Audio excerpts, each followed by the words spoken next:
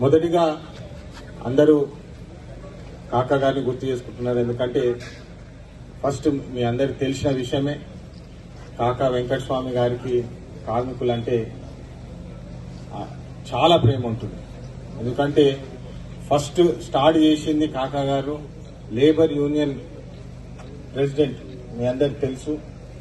కార్మికుల కోసం పోరాడి సంస్థల నుంచి మంచి బెనిఫిట్స్ కానివ్వండి, వాళ్ళ పర్క్స్ కానివ్వండి, చాలా కృషి చేసి కార్మికుడు బాగుంటే సంస్థ బాగుంటుంది, సంస్థ బాగుంటే మన రాష్ట్రం బాగుంటుంది, మన ప్రజలు బాగుంటుంది అని చెప్పి గట్టిగా నమ్మిన వ్యక్తి మన కాకా వెంకటస్వామి గారు.